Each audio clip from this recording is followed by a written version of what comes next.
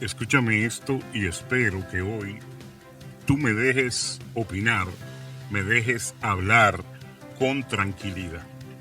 Lo que pasa es que la iglesia de hoy ha tomado el derrotero humano. ¿Qué significa el derrotero humano?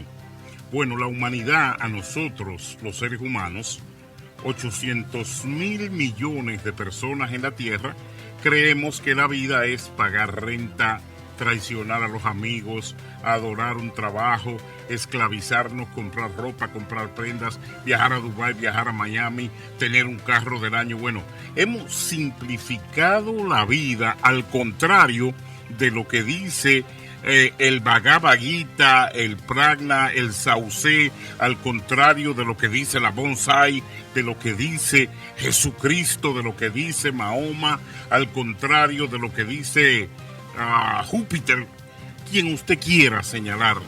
Dice que la vida humana es más profunda que la basura terrenal y carnal que nosotros atesoramos. O sea, que lo humano erróneamente se ha relegado a la consecución de conseguir disparates y luego de eso valorarlo como si fueran imperecederos, valorarlo como que son una parte de nuestra esclavitud terrenal.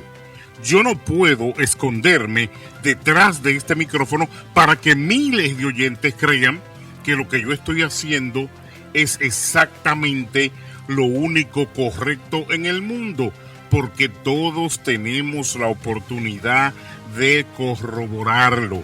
Pero hermano, hermana, mentira del diablo, el derrotero humano transferido a la esclavitud y el derrotero que ha tomado la iglesia, y en un momento le explico el por qué, es totalmente erróneo, porque la iglesia ha tomado la necesidad de sus cuervos, de sus balaanes, de sus ladrones, de sus mentirosos, de sus aprovechados, de sus delincuentes, de sus oportunistas dirigentes, como una forma de subsistencia existencial en lo que es la conformación de una iglesia presente. Eso es diabólico, eso es totalmente erróneo. La iglesia no tiene que someterse a necesidades de ningún ladrón, de ningún impostor, de ningún estafador, de ningún exégeta de medio puerto que te diga a ti que todo depende de cómo tú des, de cómo tú lo atesores, de cómo tú lo idolatres, de cómo tú lo alabes y de cómo tú lo asientes a él en el quehacer social. Porque ellos dicen, yo soy mi pastor, tiene que estar millonario, tiene que estar bien, tiene que comer bien, tiene que dormir bien. Entonces, contrario a lo que era la iglesia antigua, que decía, todo lo que tenemos es para todos, todo debe ser compartido. Si uno come bien, todos debemos comer bien. Si uno anda montado, la montura del otro le tiene que servir para transportar al otro. En sí, una coeficiencia intelectual de ayuda que se haga numérica, certiva entre nosotros. Pero ese no es el derrotero que ha tomado la iglesia de hoy. La iglesia de hoy ha puesto las necesidades humanas, comenzando por el principio de estos ladrones, como un objetivo eclesiástico oficial. Las necesidades de un concilio, las necesidades de un pastor, las necesidades de una congregación no determinan el color, el soporte, la calidad, la viabilidad y la conformación del reino. Por favor, ¿a qué hemos llegado? ¿Qué es lo que estamos haciendo con la iglesia de hoy? La hemos metido en la necesidad de estos vagos, vividores, mantenidos y delincuentes. Mire, muchos de ellos cogen Social Security, cogen Warfare. Estoy hablando de los pastores y los dirigentes eclesiásticos. Muchos de ellos cogen un sueldo como capellán de la policía o de los bomberos. Muchos de ellos cogen sueldo como capellán de los hospitales. Cogen diezmos y ofrenda en la iglesia. Tienen lo que se llama un RTJ, ese estamento que le pasa dinero por el dinero que han ahorrado. Tienen un dinero de retiro. O sea, tienen estos delincuentes múltiples fuentes económicas que el creyente ni se imagina. Bueno, coge dinero también de Radiovisión Cristiana, donde tiene un cheque, tiene cheque por los libros que vende, tiene cheque por los millones de dólares que realiza en los viajes, tiene cheque por que es un feudo del Partido Demócrata que le vende los votos que consiguen en la radio al Partido Demócrata. O sea, hermano, estos ladrones, estos delincuentes tienen cheque por todos lados. Pero la gente no se explica entonces cómo también esa efemerización, esa enfermedad del cash, la quieren trasplantar, transportar, injertar, meter en la religión, como que todo lo que sucede en el mundo y el ámbito religioso tiene que ver con la certeza de las necesidades. Yo no sé si usted me entiende el postulado de hoy, de las necesidades de estos delincuentazos. Yo realizo aquí Evangelio Limpio. Yo soy César la Antigua, usted me conoce. Mañana yo no puedo ser un pastor, un evangelista, un apóstol, que Dios me libre, que esté demandando de usted incontaxes, que esté demandando de usted diezmo, ofrenda, y a la misma vez le exija que usted traiga primicias. Todo eso cae en la categoría del pablismo. Todo eso es voluntario, no porque un concilio evangélico pentecostal, repito, de vagos, de vividores, de ladrones, de abusadores mentales y sociales, le exija a usted que usted dé una cantidad, un 10%, como un impuesto social más establecido, pero ya no por las autoridades federales y estatales y las autoridades económicas, sino por una recua de delincuentes religiosos que han implantado un impuesto a la fe al creer, llamándolo, disfrazándolo como un esfuerzo o un dogma religioso. Eso es lo que es el diezmo, un impuesto que ellos han injertado en la religión para buscar una manera de subsistencia de su fe esclavizante, mentirosa, falsa y abrumadora en contra del mismo creyente que los mantiene. La palabra misma lo dice. Hagan y miren lo que ellos dicen, pero no hagan como ellos hacen. No, porque ellos mismos, Dios sabe que no cumplen. Dios sabe que no dan. Dios sabe que no se sacrifican. Usted ve los maratones. ¿Cuándo usted ha escuchado el nombre? Una ofrenda de Santiaguito, de Franklin Simpson, una ofrenda de Quitín Silva, una ofrenda de Salvador. No, esa gente no da. Esa gente se prepara, organiza los maratones, entrena a los idiotas que van a pedir por ellos, para ellos enriquecerse, pero usted no escucha los nombres de ellos en los maratones. Ahora usted escuchaba a Juana la Antigua, César la Antigua, de lo poquito que ganaba, hacía un esfuerzo para apoyar, porque yo creía que ese latrocinio, ese robo y esa mentira era verdad. Haga como ellos dicen, pero no hagan como ellos hacen. Entonces, la iglesia ha tomado un derrotero equivocado, porque quienes la dirigen viven ¿por qué? Viven por el dinero, por la explotación, por la economía, por los lujos, por la manutención de la, ¿cómo le llamaríamos? De la Eva, de la demonia, por la manutención de sus cirugías, de sus lujos. Esas son malas, hermano. Yo viajé con... Esas son malas, malas, malas.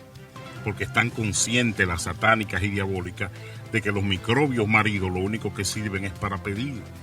Y ellas dicen, no, hay que aprovechar aquí porque el dinero entra como millones y nosotras nunca íbamos a tener una oportunidad ni de robar ni de acumular, de comprar casas, múltiples carros, ni de darle buenos colegios y mantener los hijos, sino es que Cadín Castelo hubiese creado, Dios bendiga a Cadín Castelo, a su vida, ese monopolio que después fue tomado por la pirámide que lo tiene hoy, en la cual el enriquecimiento es palpable, plácido, común y sobre todo sostenible, por donde no entra nadie.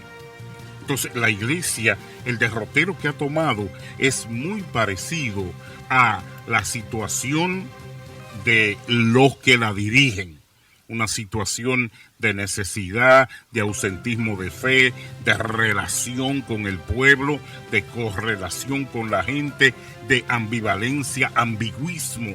Eso es lo que ha tomado la iglesia de hoy. Por eso hay tanta gente que ni se congrega, ni piensa en congregarse, pero mucho menos piensa darle dinero a estos ladrones, y mucho menos adherirse a un concilio donde usted no sabe ni quién dirige ni quién es, pero si conecta su historia de 198 años, no se ve cara, no se ve esfuerzo, no se ve comunión con el pueblo, sino acumulación de grandes centros, propiedades, tierra, millones de dólares, aviones para quienes los dirigen, los cuales usted nunca ve en reuniones y nunca les escucha su voz ni su cara. Son líderes de concilio, presidentes que usted no sabe ni dónde viven ni cómo coexisten, porque forman parte de la maquinaria oculta que manejan estos ladrones a través de la religión del negocio, de la falsedad, de ese cristianismo maldiciente, de ese robo.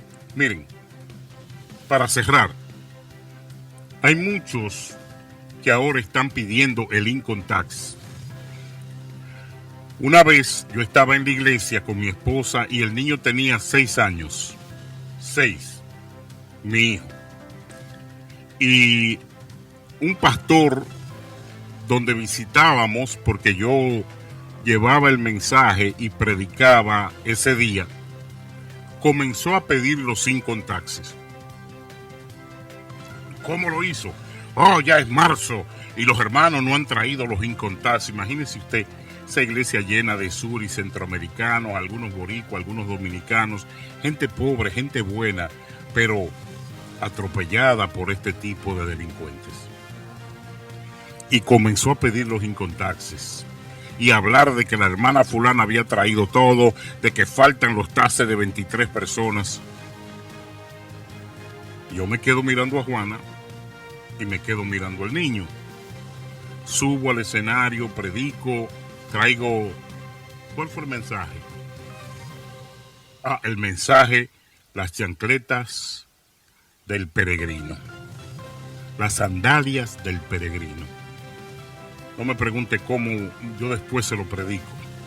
Pero prediqué ese mensaje de corazón, humilde, entregado a Dios, con dolor en mi alma, por la sandalia de muchos peregrinos que me encontré en este mundo robístico, mentiroso, en este asalto social llamado el pentecostalismo que practican estos ladrones, pidiendo para templo y nunca lo realizan, pidiendo, construyen casas, carros, lujos, pero nunca construyen la iglesia para la que piden 30, 40 años. Mire el tema. Cuando yo bajo del púlpito, que regresamos a la casa en el carro, el niño se queda mirándome y me dice, papá, tú no vas a dar eso que el pastor dijo, tú no vas a dar los taxes. Y yo le digo, ¿por qué, mi hijo? Papá, porque yo quiero que tú me compres unos Jordan.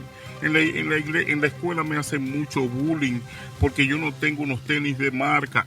Escuche, 6 años y yo no había podido comprarle unos Jordan a mi hijo.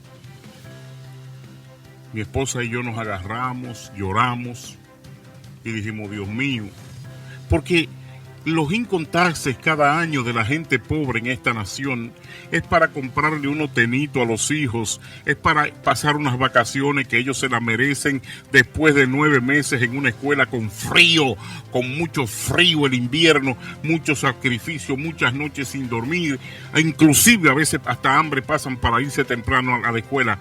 Y para eso eran los incontaxes, para llevar a nuestro niñito a Miami, para ver la familia, para compartir, para que sienta que la vida le pertenece. Y hasta con eso se meten estos ladrones.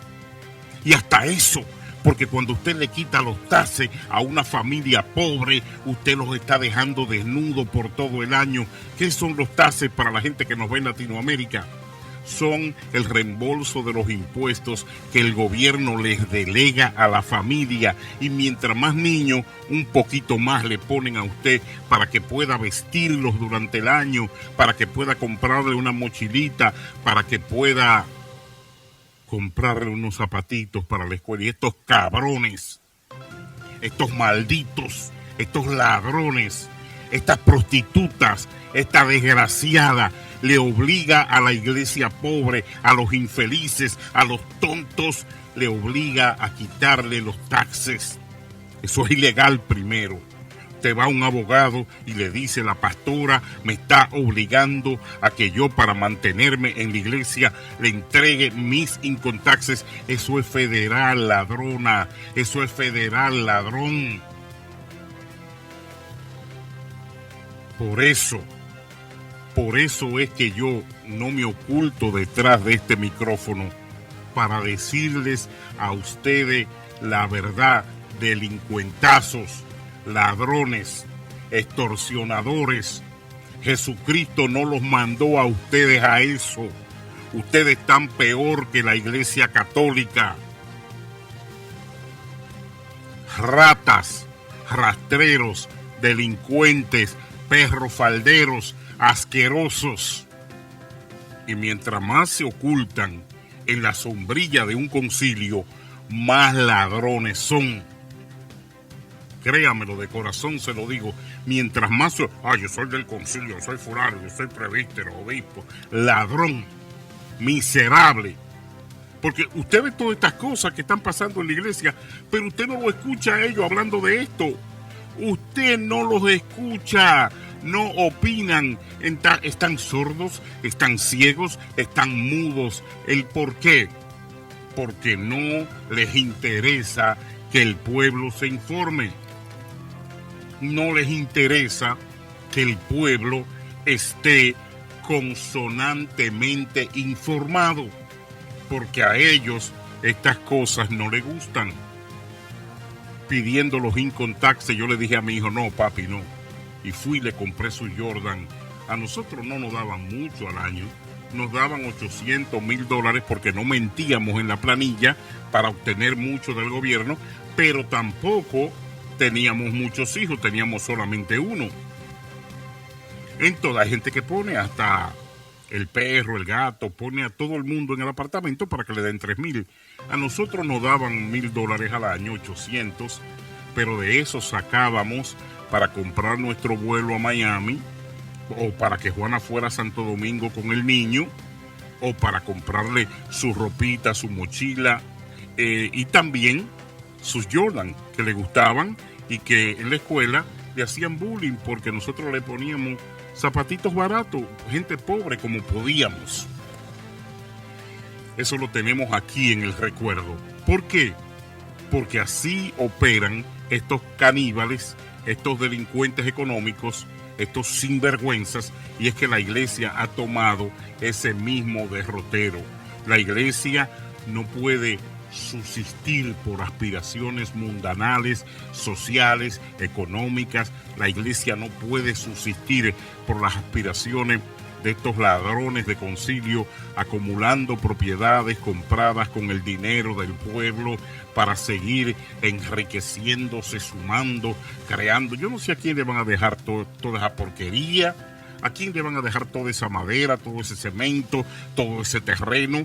Ellos tienen propiedades en el mundo entero, y la suma de dinero pasa como en Asamblea de Dios, que de ser un concilio cristiano ya se registra como un banco.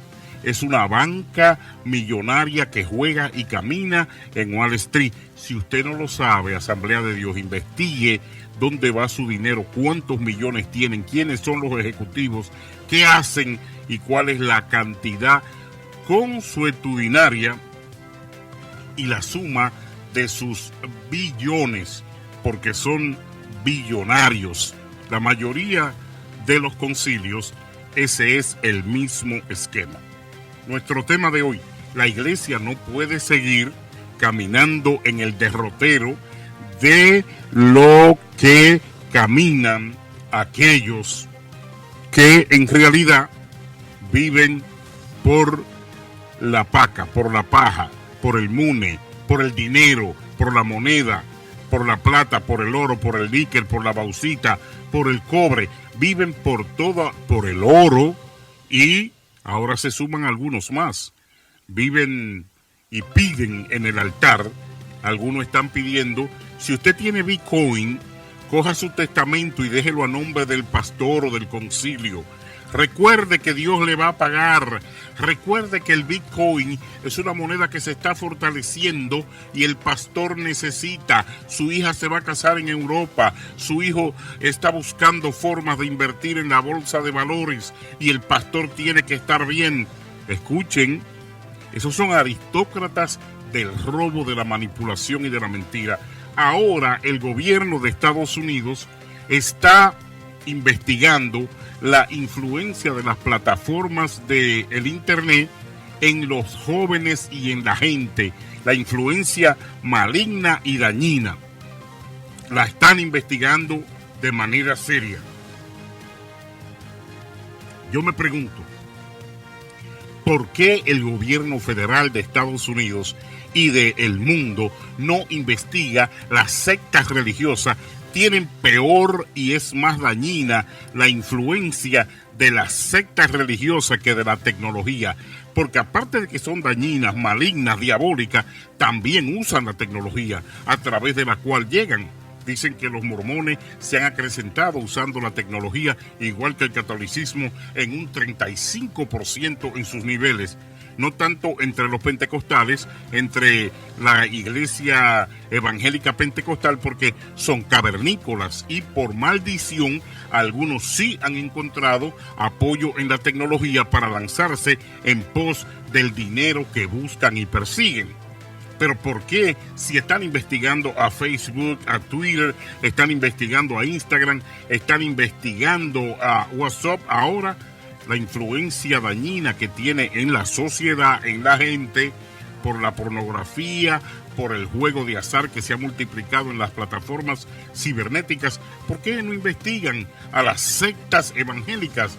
¿Por qué no investigan las sectas religiosas que están destruyendo el ascenso, la mentalidad, la libertad, el confort y sobre todo el sostenimiento de las familias, que destruyen estos ladrones que exigen un 10% como diezmo, un impuesto creado para horadar la economía de la familia? Hermanos, no debe seguir la iglesia el derrotero humano. Y le voy a poner este ejemplo. Si yo solamente vivo, yo, César la Antigua, usted, Carmen Frías, usted, Danilo Peguero, usted, Robinson Peña, usted, Marco Sudiel, usted, Jorge Drespin. Si usted es de las personas que vive el día, la noche, vive la madrugada, pensando en trabajo, en dinero, en pagar renta, en el gasto del carro, en seguro, si usted vive pensando en la ropa, si usted vive pensando en los restaurantes, si usted está metido, por desgracia, en lo que Satanás disfruta. Usted está entretenido en los quehaceres de este mundo. Usted no tiene tiempo para la espiritualidad. Usted no lee, usted no medita, usted no camina en el campo descalzo para sentir la tierra y la hierba. Usted no habla con los árboles, usted no acaricia a un animal, usted no tiene tiempo para pensar que por desgracia la vida tiene otros elementos, la vida tiene otros compartimentos, la vida tiene otros caminos. Si el capitalismo lo ha cegado a usted y se ha olvidado de que vivir es otra cosa, entonces hay que orar por usted. Tenemos que orar por usted para que Dios lo despierte y lo saque de esa ruta de ceguera que lo va a llevar camino hacia ningún lado. La iglesia no puede estar caminando así. Si mi iglesia, el centro mundial de fe, el lugar donde adoramos a Jesucristo sin enajenarlo, sin humillarlo, sin perseguirlo, sin racismo y sin mentiras simbióticas, si ese centro camina porque César la Antigua necesite el Corvette o el Porsche, el viaje a Europa, las joyas, el reloj caro, por vender libros, por buscar gente para que viaje a Israel, por negocios, por implantación política y mucho menos si ese centro que yo manejo y dirijo aquí en Nueva York es para prestarle el altar a políticos rastreros, bandidos, mediocres, que van en contra de todo lo que Dios aborrece. Entonces, en vez de ser en Nueva York un hombre de bendición, yo soy un satánico, diabólico y maldito que doy la sangre de Cristo por nada, que la pisoteo y que realmente uso el evangelio como un mecanismo económico para sustentar mi maledicencia y mis vicios. Hermanos, el tema es no. La iglesia no puede caminar en ese sentido. La iglesia no camina por necesidades humanas ni por preceptos humanos como son la política, el dinero, la ambición y la traición de Judas y sobre todo la ambivalencia, porque un hombre, una mujer de Dios no puede estar en dos aguas.